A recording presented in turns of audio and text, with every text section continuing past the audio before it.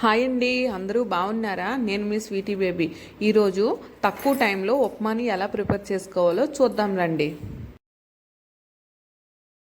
ఇప్పుడు ఉప్మాకు కావాల్సిన ingredients: 1 glass sooji, half glass సేమియా పుల్లలు, 2 ఆనియన్స్, 3 చిల్లీస్, గుప్పెడు కరివేపాకు, తగినంత కాజు తీసుకోండి. ముందుగా స్టవ్ వెలిగించి కళాయి స్టవ్ మీద పెట్టి సేమియా పుల్లల్ని కొంచెం దోరగా వేగించుకోండి. అవి బాగా వేగిన తర్వాత వాటిని ఒక ప్లేట్లోకి తీసుకొని, ఇప్పుడు సేమియా పుల్లల్ని ఎలా అయితే వేపుకున్నామో అలాగనే సూజీ కూడా వేసి కొంచెం లైట్ గోల్డెన్ కలర్ వచ్చేంత వరకు బాగా దోరగా వేపుకోవాలి. సూజీని సేమియా పుల్లల్ని ఇలా లైట్ గోల్డెన్ కలర్ వచ్చేంత వరకు వేపుకోవడం వలన ఉప్మా అనేది ముద్దగా కాకుండా లైట్గా స్టిక్కీగా విడివిడిగా వస్తుంది.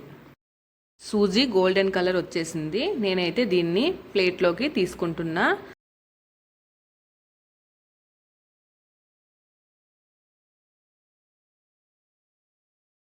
అదే కళాయిలో కొంచెం ఆయిల్ వేసి ఆయిల్ బాగా హీట్ అయిన తర్వాత కొంచెం ఆవాలు, జీలకర్ర చిటపట్లాడిన తర్వాత కొంచెం శనగపప్పు, ఒక 2-3 ఎండుమిరపకాయలు తుంచి వేసుకొని కొంచెం మినప్పప్పు వేసి అవి బాగా వేగిన తర్వాత ముందుగా మనం కోసి పెట్టుకొని ఉంచుకున్న ఉల్లిగడ్డని, పచ్చిమిరపకాయలని, కరివేపాకుని, కాజుని వేసుకొని బాగా దోరగా వేగించుకోవాలి.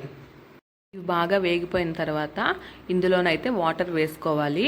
నేనైతే 1 గ్లాస్ రవ్వ, హాఫ్ గ్లాస్ సేమియా తీసుకున్నాను కాబట్టి నేనైతే 3 గ్లాసెస్ వాటర్ వేసుకున్నాను.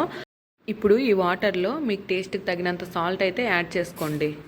ఆ వాటర్ బాగా బాయిల్ అయిన తర్వాత అందులో మనం వేపుకున్న రవ్వని, సేమియాని కలుపుకుంటూ వేసుకోవాలి. ఈ నూక వేసుకున్నప్పుడు మనం గంటితో వాటర్ని కలుపుతూనే ఉండాలి. అలా కలపకపోతే నూక అనేది ఉండలు కట్టేస్తుంది. సూజీ వేసిన వెంటనే సేమియా పుల్లల్ని కూడా దాని తర్వాత వేసుకొని స్లోగా కలుపుకోవాలి. అది 1 నిమిషం పాటు ఉడికించుకున్న తర్వాత ఉప్మా ప్రాసెస్ రెడీ అయిపోయినట్లే. ఇక ప్లేట్లోకి తీసుకొని సర్వ్ చేసుకోవడమే. నేనైతే ఉప్మాని టమాటో తొక్కు పచ్చడితో సర్వ్ చేసుకున్నాను. ఈ వీడియో కనుక మీకు నచ్చినట్లయితే like, share and subscribe. Sweetie baby ఛానల్ని సబ్స్క్రైబ్ చేసుకోండి.